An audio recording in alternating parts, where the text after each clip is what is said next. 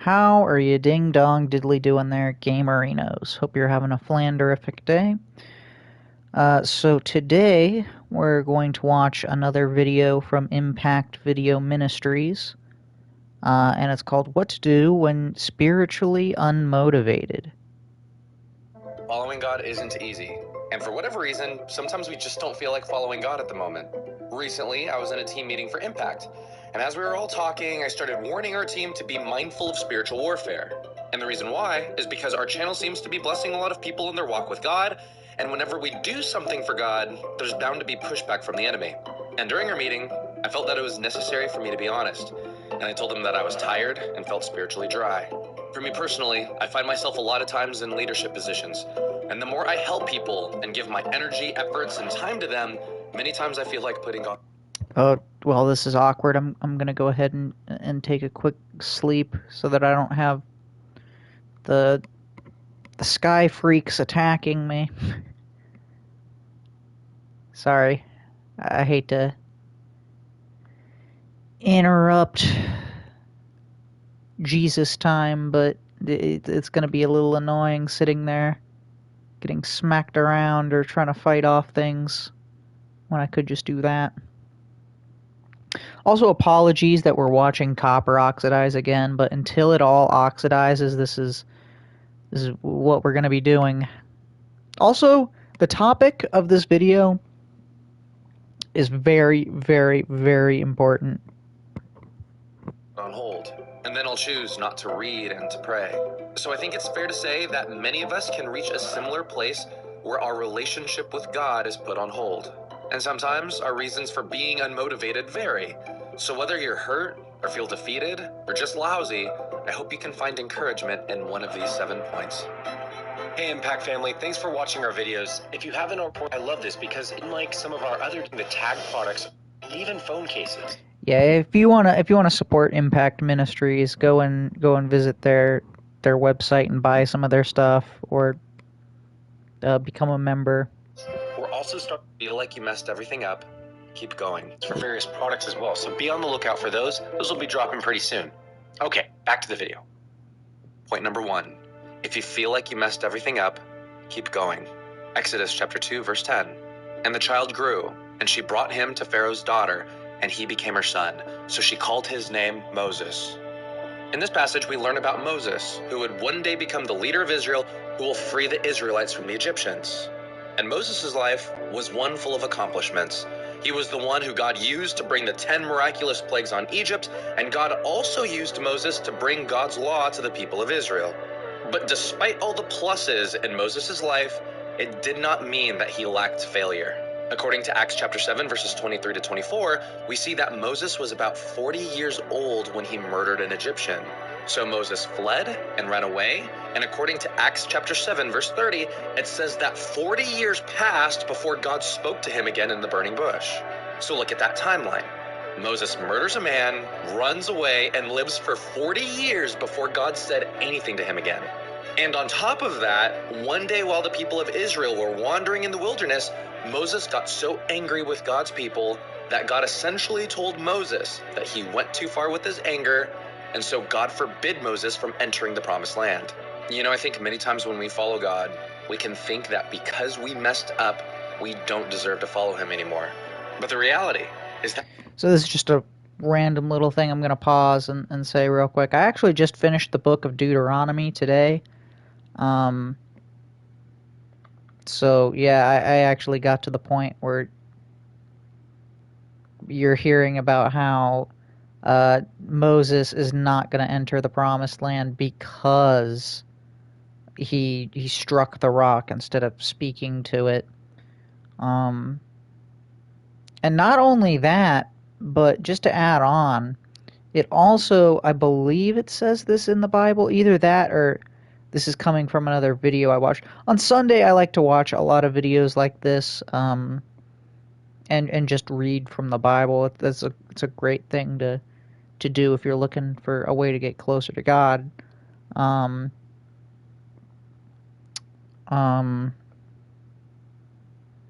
yeah, there hasn't been and will not be another prophet. Then again, prophets aren't really that much of a thing anymore. But um, there was never another prophet like Moses until Jesus came along. Um, because Moses actually saw like God. He wasn't just like speaking with God, like he physically saw God, and it said that his face uh, shone radiantly, or something like that, in the Bible after he had like seen. I want to say it was God's back, because like God's face was like too holy.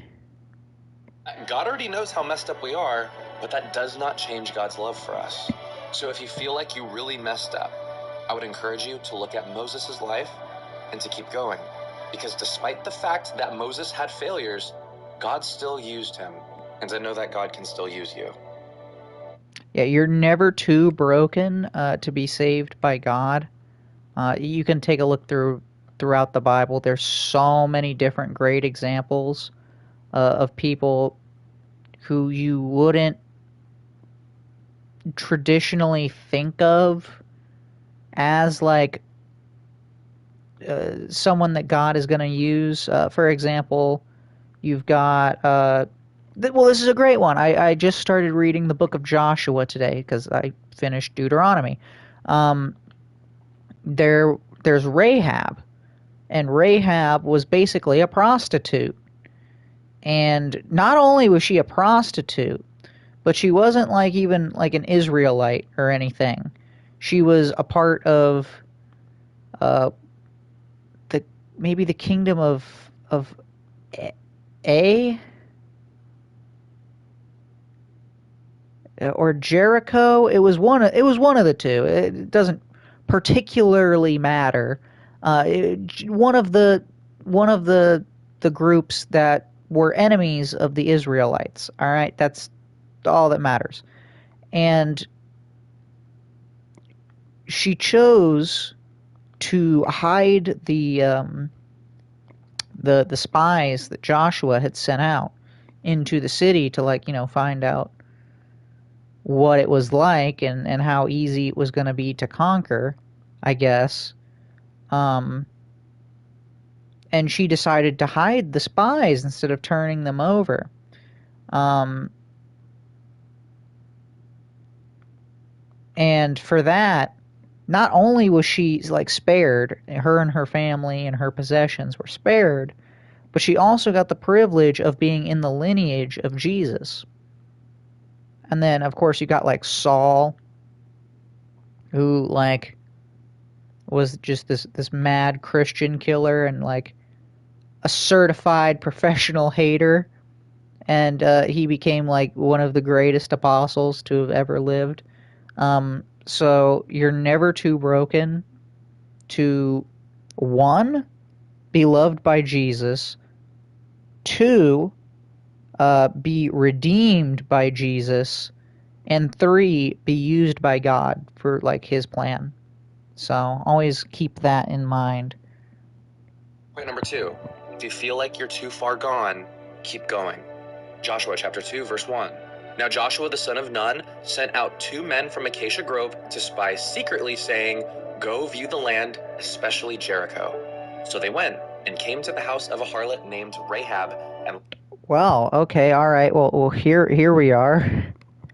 That I guess maybe that's where that came from, but that's not the point I was trying to make. Well, now I'm confused.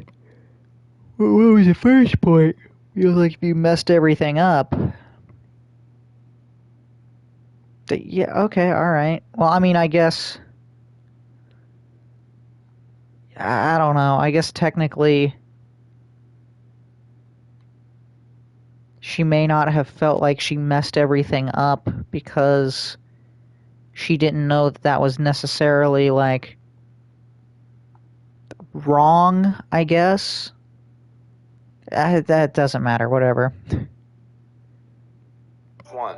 Now Joshua the son of Nun sent out 2 men from Acacia Grove to spy secretly, saying, I guess that these two, they kind of go hand in hand, so points 1 and 2. "Go view the land, especially Jericho." So they went and came to the house of a harlot named Rahab and lodged there. Constant reminders of you matters most. And especially Jericho. So they went and came to the house of a harlot named Rahab and lodged there. Okay, so In it's this Jericho. passage, we read about Moses' successor, Joshua. And Joshua sent 2 spies to do some reconnaissance and get more information about the land. And as they entered Jericho, the spies stayed at the house of a harlot named Rahab. And as a harlot, she essentially was a prostitute or someone who had sex for money. And as these spies stayed at her house, she pleaded for her life and asked that the people of Israel would spare her and her family because she knew that the God of Israel will soon lay waste to Jericho. So note. Yeah, it's actually really cool. This was, again, like I said, part of the thing that I actually read today. It's really cool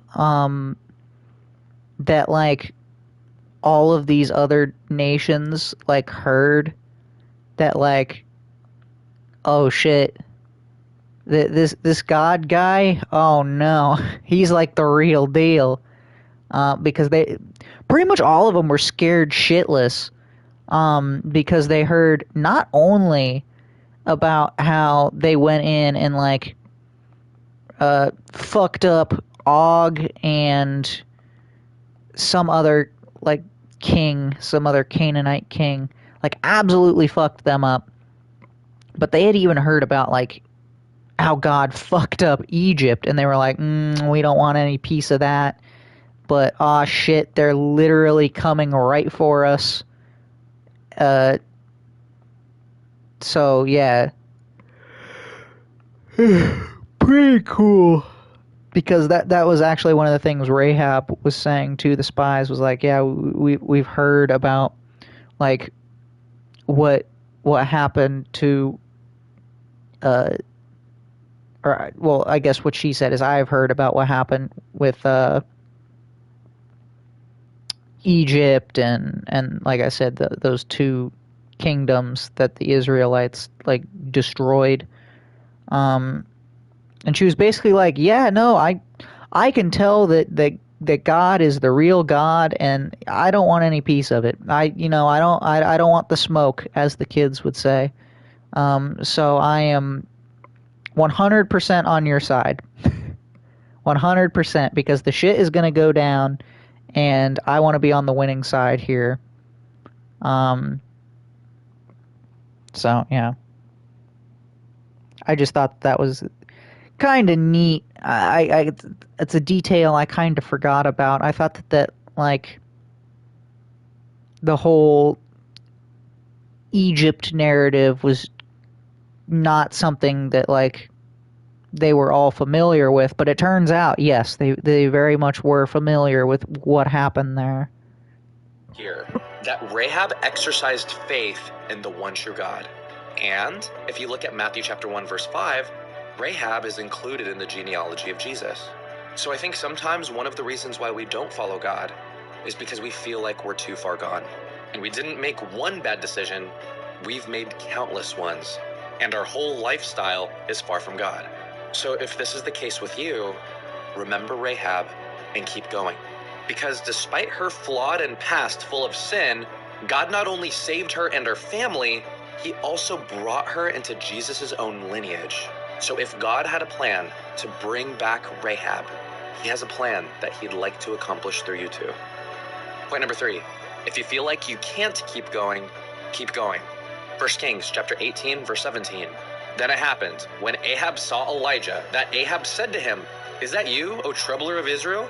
In this passage, we read of the prophet Elijah, and the king of Israel at the time called Elijah a troubler of Israel. So for those of you who don't know, Elijah was a man used by God to bring judgment upon Israel for their sinful ways. And King Ahab and his queen Jezebel were evil rulers that both sought to kill Elijah.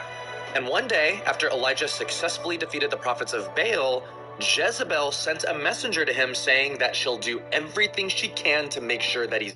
So I just kind of want to talk about this. This is one of my favorite stories from the Bible because it's Elijah is savage as fuck. Like, I know G and I like to talk about like sassy Jesus, and like, you know, we have a good laugh about that. But like, Elijah is savage as fuck. So that whole showdown with Baal, or with the prophets of Baal, basically what happened was, uh, they wanted to prove whose God was stronger.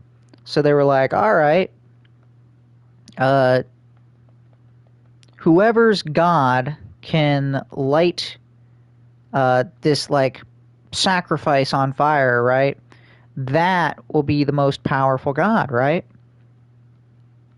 So the prophets of Baal were like doing all of this crazy shit, like cutting themselves and like sacrificing things in front of Baal, and were like calling on him to go over there and like light the sacrifice on fire, right? And they did this for like 2 days straight, I want to say. Something crazy like that. Or maybe, probably 3 days. If I know the Bible, probably 3 days, because, or, well, things happen in threes and sevens a lot in the Bible for whatever reason. I think it's something to do with like old Jewish number games. They liked numbers a lot. But that's neither here nor there. Anyway, Elijah, because he's savage as fuck, says, all right, I want you to do me a favor.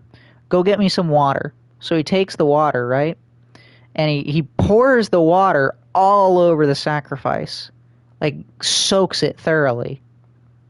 And then he goes and prays to God. And God immediately, like, boom, lights it on fire. Like, completely consumes it. And then Elijah is like, oh, well, what's the matter? Is your God asleep or something? Because apparently that was a thing with Baal. Like, he, I guess, would sometimes go to sleep or something. While he was going through, like, I don't know. I don't remember, but like it was some like it was some part of their religion where like Baal would sleep and go into like the spirit world or something. So basically he's mogging the fuck out of them. He's like, "Oh yeah, I guess he's asleep then. Yeah, I guess he's not around. Guess we'll have to wait for him to wake up."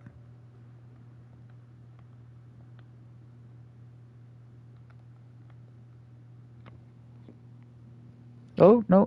Dead. And Elijah runs for his life because Jezebel commanded a military to hunt and take him out. And after running all day, Elijah prays to God and asks... Oh, yeah. So that's the context right there as to why Jezebel wants Elijah dead so badly. He punked all of like their best prophets or whatever. Just absolutely made them look stupid.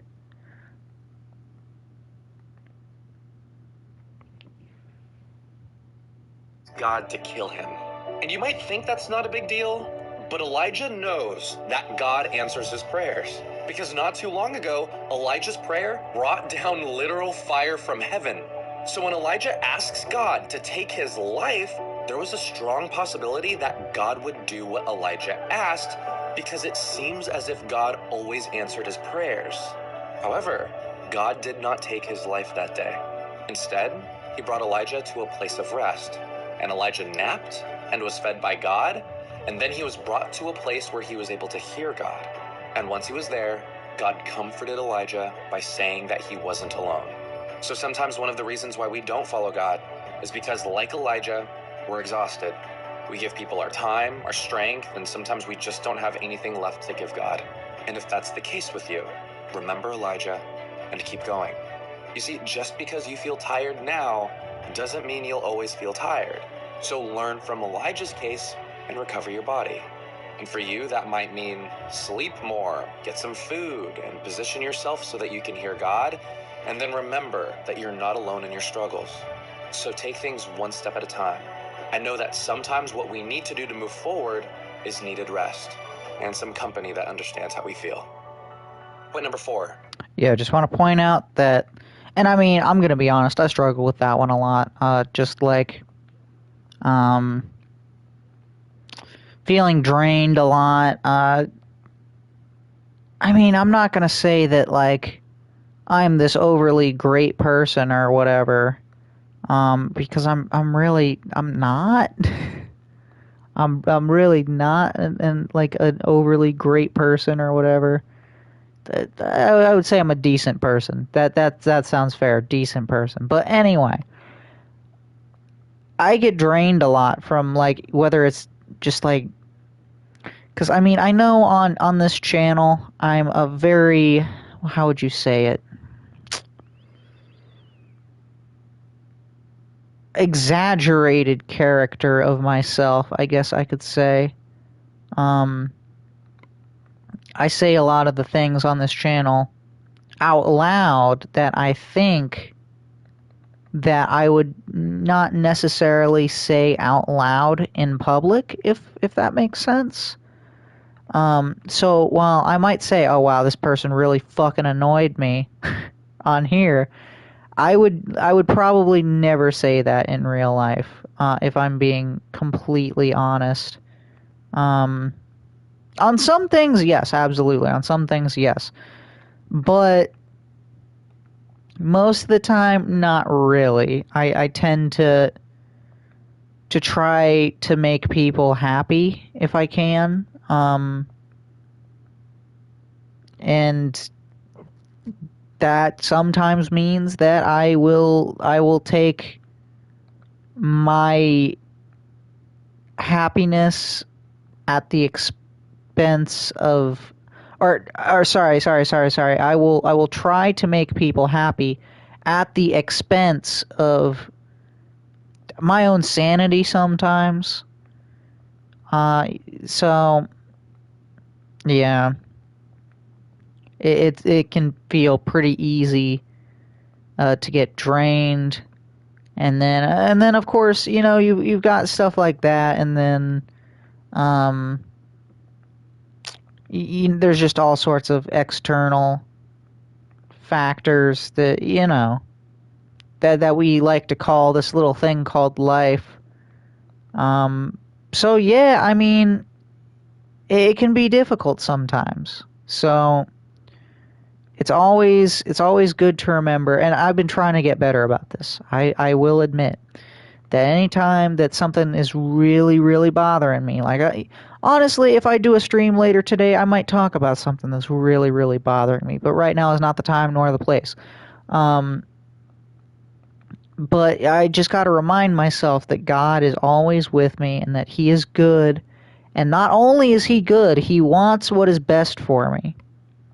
So no matter what that is, no matter how dark it might look, or bleak it may be, or annoying it might be right now, that at some point in the future, it is going to be better, because that, again, that's the way that God works. I mean, you can take a look throughout the Bible at, like, Job is like the most dramatic example I can think of,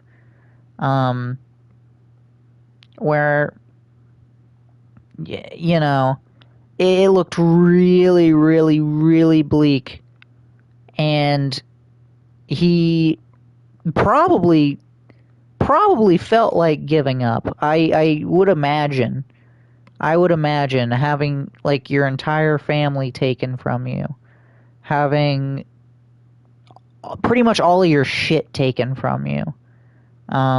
You lose your health, just everything.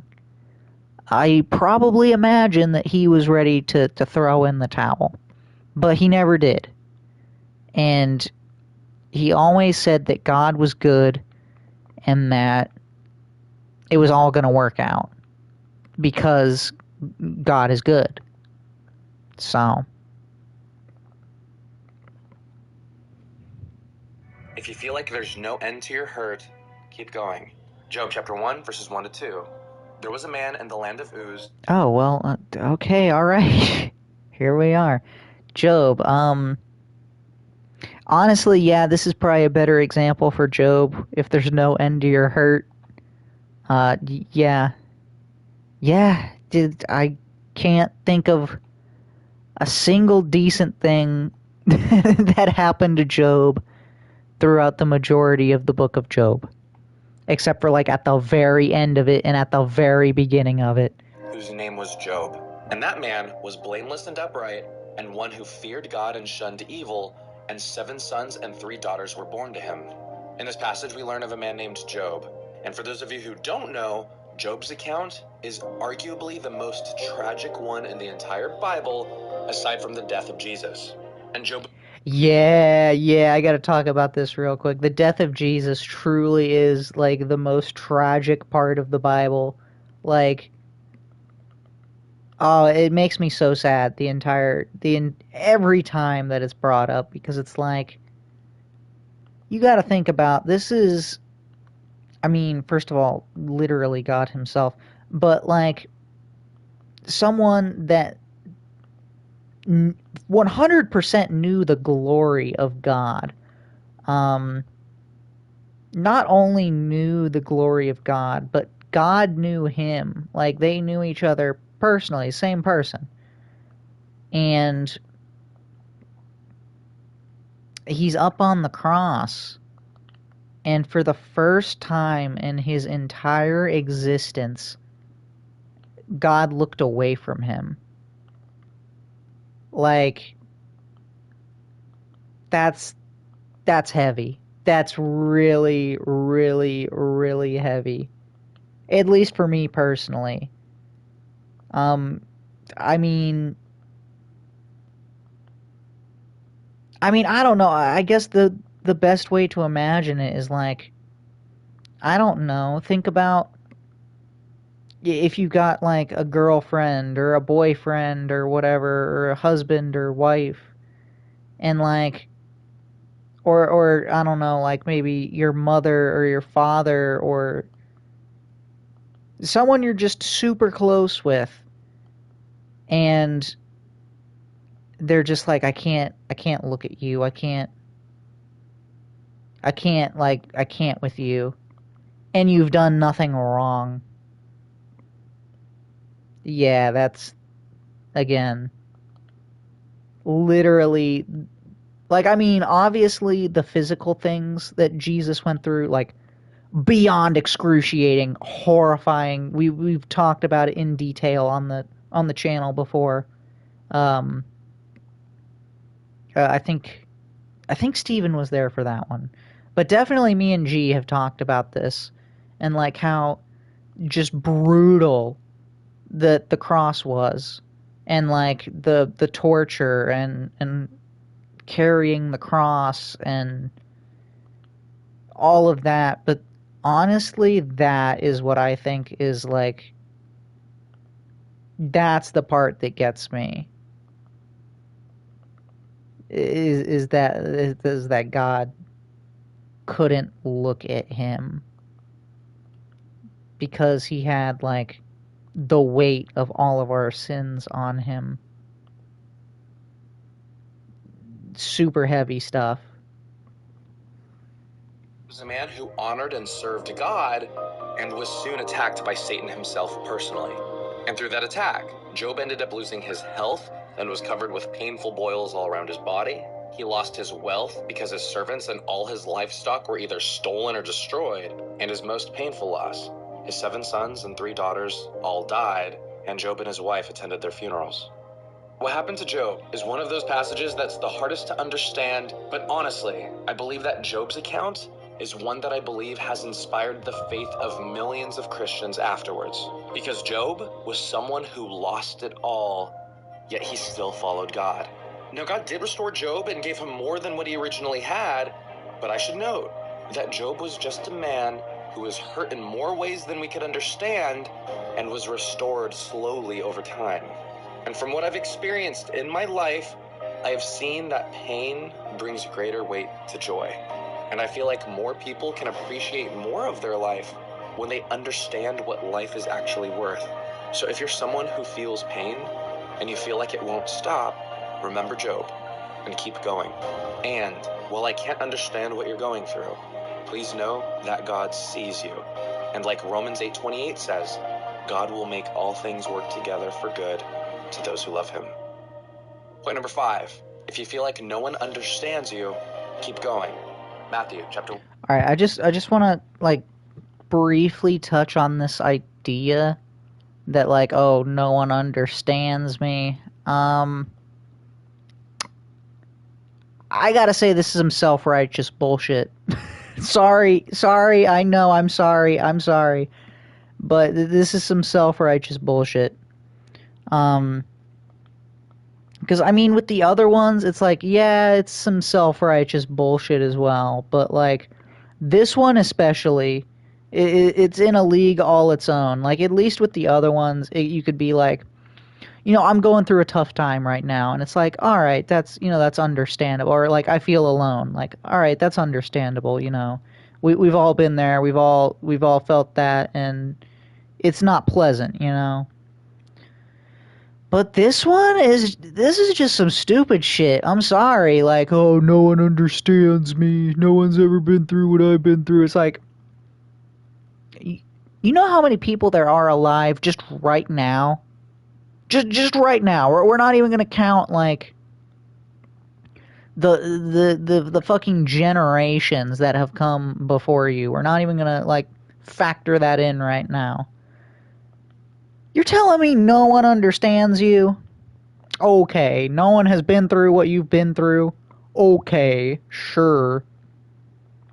Like, there have been some people that have gone through not only, like, fucking the same shit, but worse shit than you. Like, for there to be something where it's like, oh, no one understands me, like, I don't know, man. You have to, like,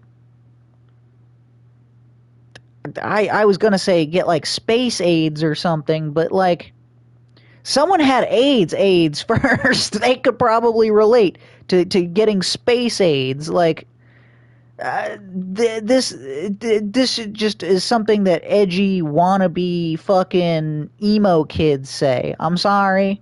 I know this is not like the fucking place to judge. I mean, there really is no place to judge. In the style, in the manner in which I'm kind of judging right now, but I am saying it out of love, though, that like no, you are absolutely.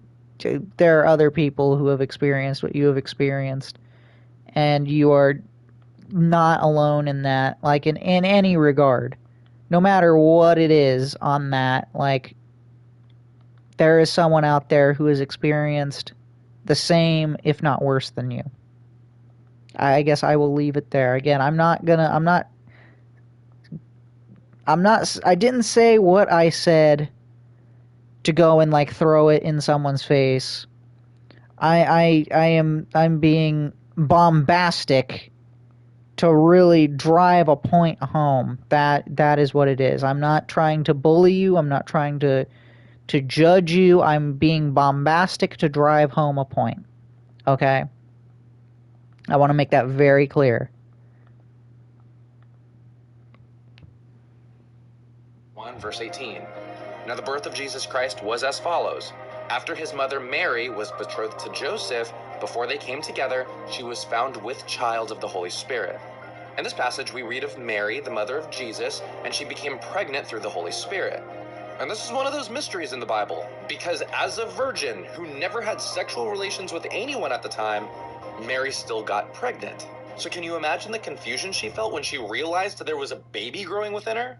Being a virgin upon getting married was a huge deal in their culture back then. Yeah, it was a super big deal, which is something that you don't really quite. And I get to get up on my Leviticus soapbox again, but you don't really understand how big of a deal being virgin is in that time if you don't like read or understand like the Levitical law or like Numbers. And no, there wasn't any of that in Deuteronomy. A little bit towards the ends of Exodus. But that's a huge deal because that basically means if Joseph wanted to, he could have just been like, okay, and we're done here. I don't want to see you. Like, get fucked. Bye-bye. You know. He didn't have to marry her at all. It would have been totally, totally cool, even though they were, like, engaged, and, like, being engaged was, like, a big deal back then. Like, it didn't matter. They could be, like, married, and if they did the whole Maury, you are not the father, like, again, that is actually, I know that this is going to sound, like, wild, because you would think that, according to some of the things that you hear, that divorce is not okay in like the Bible. But yeah, no, it literally does say that divorce is totally cool if they basically cheat on you, because it's like breaking a vow or whatever. So yeah, like that was a huge deal. And not only, and of course also this is something else that if you don't read the Levitical law, you wouldn't really like fully grasp. But if Mary hadn't got married, she would be in a really, really, really, really bad position in life, just because women didn't. I know you're going to be so shocked by this, but women didn't really have any rights. It's not like she could have made any money or worked or anything. The only way she would have been able to survive, basically, is by handouts, more or less.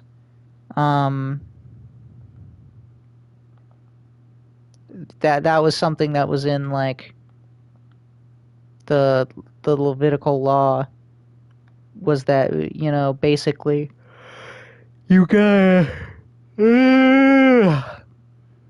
like leave some of your crop out.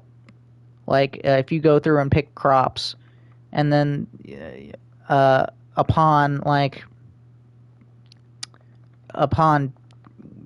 picking the crops, you can't like go back and like grab all of the stuff that you missed the first time, because that's supposed to be for the poor and the widows and like that. So that the fatherless, that would have been basically Mary's lot in life at that point.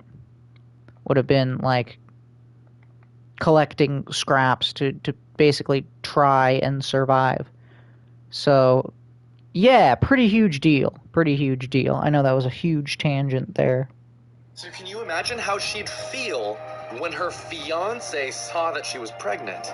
And on top of that, it was clear that she wasn't married. So she probably felt ostracized and singled out as her belly started growing. So I should mention here that sometimes following God makes you look different. And it's sometimes to the point where we feel like no one understands our unique struggles. Moses was alone on the mountain. Joseph was alone in a prison. And Mary was alone facing pregnancy. And all of these people faced these uncomfortable circumstances because they followed God. So if you ever feel like you're treated differently for following God and that no one understands you, remember Mary and know that God understands your situation and that he's leading you to a particular place for a specific reason. Point number 6, if you feel like you're not going anywhere, keep going. Genesis chapter 37, verse 3. Now Israel loved Joseph more than all his children because he was the son of his old age. Also, he made him a tunic of many colors. In this passage, we learn about Joseph, who was one of the 12 sons of Jacob, and he was well loved by his father. However, Joseph's brothers hated him, and then they sold him into slavery, and Joseph was forced to work for a man named Potiphar. And as Joseph worked, Potiphar's wife was attracted to Joseph, and she tried to convince Joseph to lay with her, but he refused over and over again. But then one day, it got to a point where Potiphar's wife caught Joseph by surprise and essentially forced herself on Joseph, but Joseph ran away, refusing to have sex with her. And the sad thing... No means no, ladies.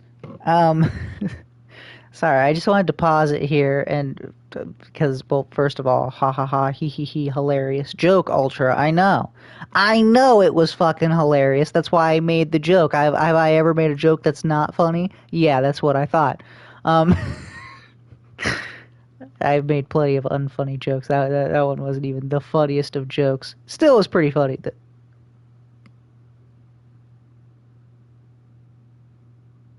What? How is this possible?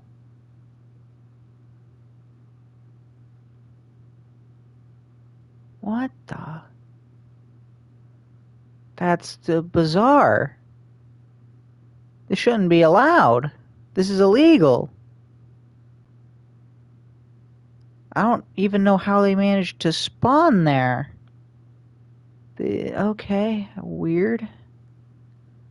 That's something dangerous to look out for in the future, I guess.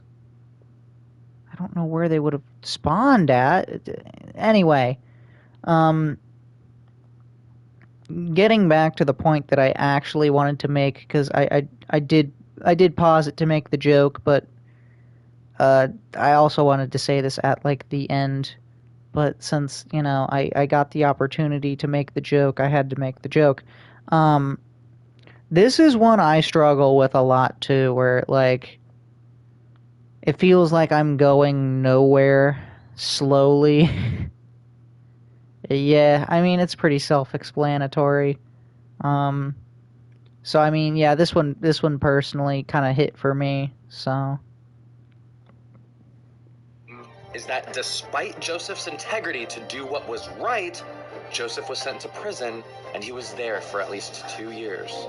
So can you imagine that? Joseph spent over 700 days in prison for doing the right thing. However, I should add that while it looked like Joseph was just wasting time in prison, the reality was that God was using that time to teach Joseph patience and to grow his character. So, one other reason that we may have for not following God is because it may feel like nothing is happening when we do follow God, or it feels like we're wasting time. But honestly, sometimes our walk with God is exactly that, a walk.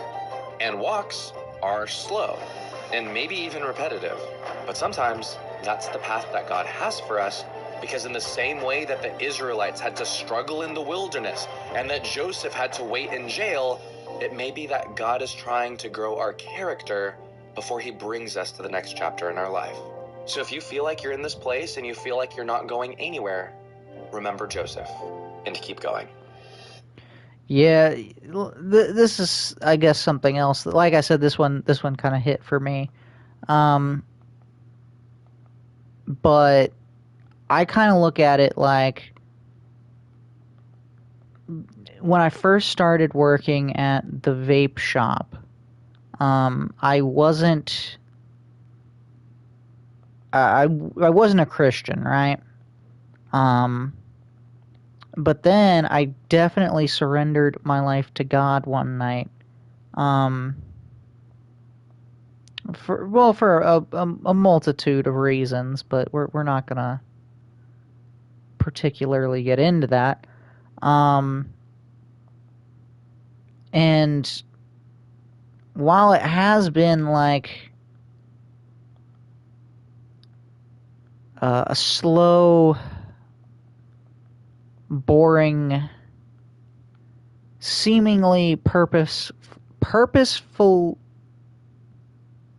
list, I don't know if that's a word, no purpose, journey, I guess you could say, um, working at the vape shop, um,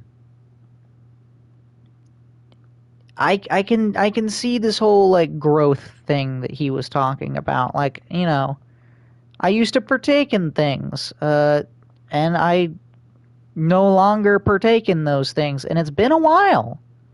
It's been a long while since I've actually done any of those things, and I'm most likely not going to go back to it ever. You know, I can't say I'm not going to go back to it ever because, you know, you never know what the future holds and what slip ups you may have along the way. Um, but yeah, at this point in time, I can say I'm not particularly interested in going back. So, I mean, yeah, that not participating in activities is 100% credit to God. I would not have been able to do that on my own. Um, so yeah, there's like a journey there, I guess you could say. And finally, point number 7. If you feel like God left you, keep going. Hebrews chapter 13, verse 5. Let your conduct be without covetousness. Be content with such things as you have, for he himself has said, I will never leave you nor forsake you. In this passage, the author of Hebrews reminds Christians that God has said to his people that he will never leave them nor forsake them. So I think that sometimes we can all reach a place where we feel like God has left us. But the truth is that God is probably just quiet. If you recall in Mark chapter 4, verses 35 to 40, while Jesus and his disciples were crossing the Sea of Galilee by boat, a storm hit them. And while the disciples were freaking out due to the waves pummeling their boat and water filling their boat and the wind and water hitting their faces, Jesus was there peacefully asleep. So they woke him up and cried, Teacher, don't you care about us? And then Jesus stopped the storm, and then he asked the disciples why they were fearful. Donate plasma today and receive up to 700. So for you, if you feel like God is far, he's not. He's actually just quiet. And he's either quiet because he's teaching you to have faith, or maybe you can't hear him because you haven't taken the time to listen to his voice. Either way, the truth that all of God's children must remember is that God will never leave them. So if you feel like God left you, remember the disciples on the boat and realize that God is always there. Sometimes he's just quiet because he's trying to teach you something. Okay? So if you're someone who feels like following God is difficult, I hope that you can find encouragement in one of these 7 points. So if you feel like you messed everything up, if you feel like you're gone too far, if you feel like you can't keep going, if you feel like there's no end to your hurt, if you feel like no one understands you, if you feel like you're not going anywhere, or if you feel like God left you, please keep going. I know sometimes our emotions feel heavy, so heavy that it's hard to do anything. But during these moments, I hope you remember the truth of God's word and that you're reminded that people in the past have felt what you feel too. And through their life and their example, I hope you can find the courage to keep moving forward one step at a time. So as you work to overcome your hurt, exhaustion, or your failures, I hope you remember that no matter what, Jesus loves you.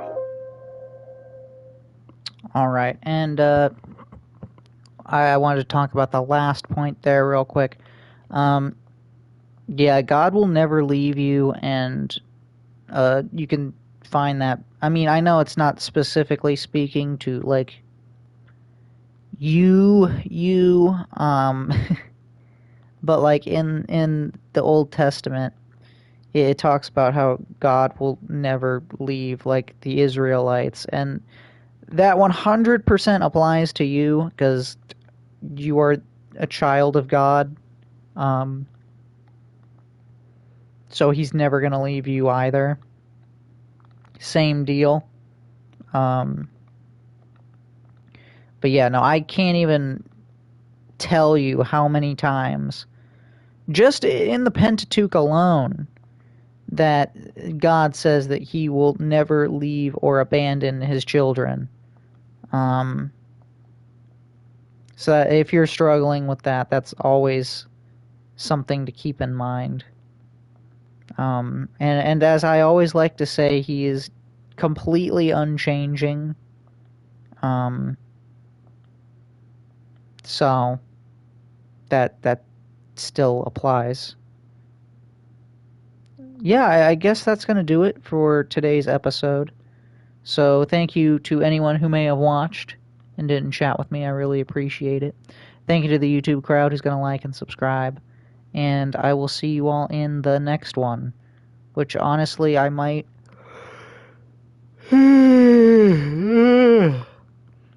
just continue oxidizing copper here soon. So see ya.